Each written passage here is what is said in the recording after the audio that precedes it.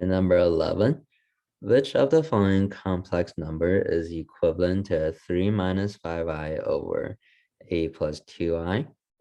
Note I equal to square root negative 1. All right, so this deals with complex numbers. And complex number are numbers with a real number part and the imaginary.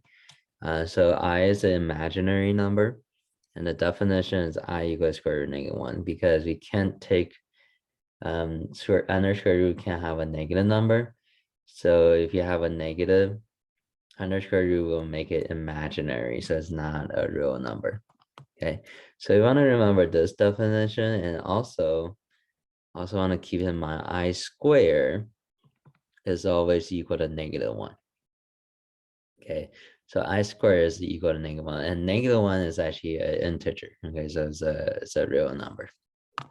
So I is imaginary, I square is a real number. All right, so let's talk about this then. How do we simplify this whole thing? Okay, so the rule here is that we don't want a imaginary part under the denominator. So that's not considered simplified. So to get rid of the imaginary part, what we have to do is, let me write this down first. Okay, 3 minus 5i over a plus 2i. All right, for a question like this, what we have to do is we want to look at the denominator. We have a plus 2i. So what we have to do is we have to multiply by the conjugate of the denominator. All right, so the conjugate, what is the conjugate? Conjugate is we switch the sign. So it's a plus ui, we make it a minus ui. Okay, so always multiply by the conjugate of the denominator. And then when we multiply that, you will see how it will work. Okay, but for now, we'll multiply by this on the bottom, and then we also have to do it to the top. Okay, we multiply the same thing to the top. Otherwise, if you just multiply to the bottom, we're changing the problem, right? So we multiply the same thing on top and the bottom. It's like multiplying by 1. So the value is still equivalent. Okay. So let's just go ahead and multiply it out. So what we need to do here is similar to like a FOIL pattern. Okay, we have to multiply the first term times the first term, outer term times the outer term, inner term, and then last term times last term. Okay, so it's FOIL. So we distribute and multiply. So let's start with the bottom. Okay, so we do first term times the first term. So a times 8 is 64. Okay, and then the outer term. So a times negative 2i is negative 16i. All right, and then the inner term, 2i times 8 is plus 16i. Okay, and then lastly, the last term times the last term is 2i times negative 2i is negative 4i squared. Okay, 2 times negative 2 is negative 4, and then I times I squared. So negative 4i squared. All right. So what happens here is see the negative 16i and the plus 16i, they will cancel out. All right, so we multiply by the conjugate, this will always happen. So the two term in the middle there, they will cancel each other.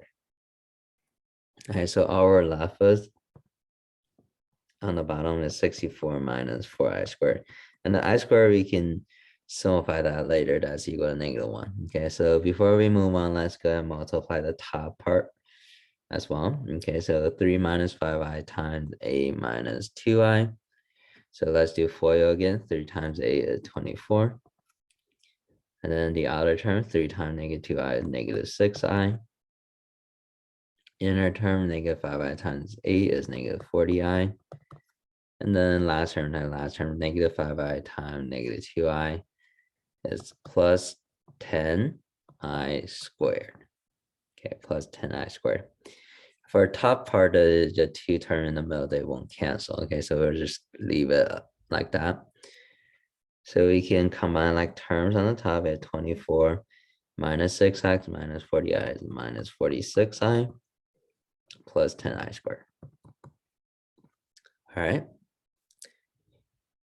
And to simplify this further, we have to keep in mind I squared is equal to -1. So we can replace all the I squared with -1. So it'll be 24 minus 46i.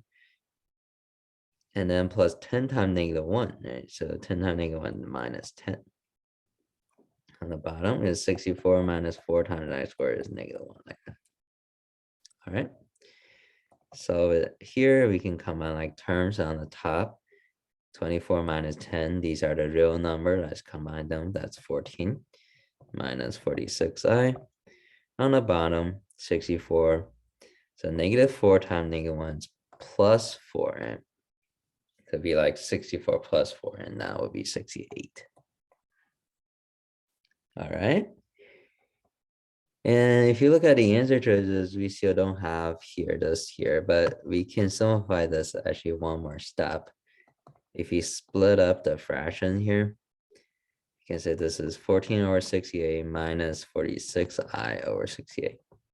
Okay, because we have one denominator here, right? So we can split it as two separate fractions, and we can reduce the fraction.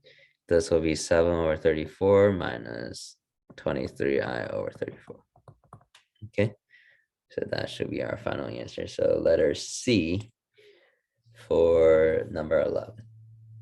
All right, so this looks a little bit intimidating, but it will always be the same process for a question like this. You can always multiply by the conjugate of the denominator, and then we simplify it from there. It's always the same method. Okay, so if you understand this one, we can do similar question like this.